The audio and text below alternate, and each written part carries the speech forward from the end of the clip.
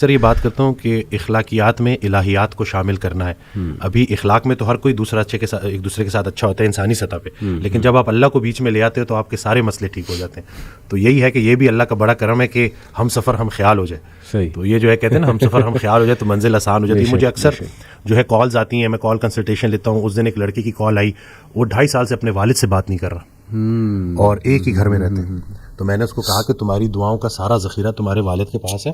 اور پھر وہ ایک آڈیو میں سن رہا تھا تو اس میں جو کہتے ہیں کہ نیک انسان کو دیکھنا بھی نیکی ہے. تو میں سوچ میں پڑ گیا اور پھر ایک دم سے نا مجھے میرا وہ ڈاٹس کنیکٹ ہوئے سارے نا, خیال میرا وہ بنتا گیا کہ لیٹس سے اگر گھر میں بوڑھے ماں باپ ہیں اور آپ ان کے پاس جاتے ہیں اور ان کو مسکرا کے دیکھتے ہیں تو حج مقبول کا ثواب ہے. کہ کیا مطلب ویزا لگے گا نہیں لگے گا, جاؤ گے نہیں جاؤ گے, لیکن صرف مسکرا کے دیکھنے سے تو بس یہی ہے نا کہ شیطان اصل میں یہ رشتوں کو خراب کرتا ہے. جی جی یہ انسان کو آپس میں فساد میں ڈالتا ہے. اکثر مرد کال کرتے ہیں تو بیوی کی برائی کر رہے ہوتے ہیں, بیویاں کال کرتی ہیں تو شوہر کی برائی کر رہے ہوتے ہیں. میں تو ان کو آخر میں جب وہ 15 منٹ پوری 20 منٹ جب کھل کے برائی کر لیتے ہیں اور جب وہ چپ ہو جاتے ہیں تو میں ان کو یہی کہتا ہوں کہ خامی سے نفرت کرنی ہے, خام سے نفرت نہیں کرنی. اور پھر ان کو اکثر میں یہ واقعہ بھی سناتا ہوں کہ ایک یہ حضرت واصف علی واصف رحمۃ اللہ کے پاس ایک نشئی آیا. جی.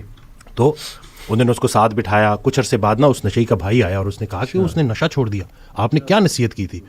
تو کہتے ہیں میں نے کوئی نصیحت نہیں کی تھی, میں نے صرف محبت کی تھی. سبحان اللہ. تو یہ جو زمینی سفر ہے نا, اس میں اگر کوئی ایک چیز آسمانی ہے تو وہ محبت ہے. صحیح بات. اور اللہ کی رسول پاک صلی اللہ علیہ وسلم سے جو محبت ہے وہی اگر آپ کو عطا ہو جائے اور آپ اس ریفرنس سے دیکھو اور اس محبت کے ذریعے چلو تو میں کہتا ہوں کہ کوئی ایسا مسئلہ نہیں ہے جو حل نہ ہو سکے.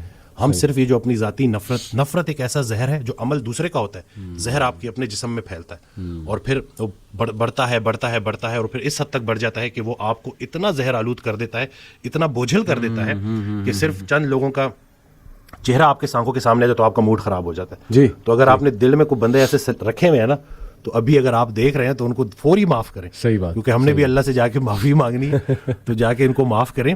اور نادان ہے جی, یہ لوگ نادان ہیں. قرآن میں اللہ کہتے ہیں کہ انسان نادان ہے. جی.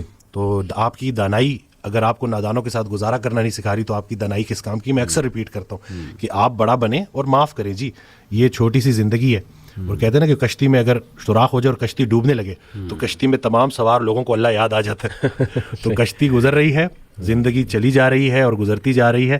ہم سے جب کوئی ہماری عمر پوچھتا ہے تو ہم وہ بتاتے ہیں جو گزار چکے ہیں. حقیقت میں عمر وہ ہے جو رہ گئی ہے. تو جتنی رہ گئی ہے بس خیر سے گزاریں اور آپس میں صلح کریں. اور بس یہی ہے کہ چھوٹی سی زندگی ہے اور گزارا کرنا ہے اور صبر کرنا ہے.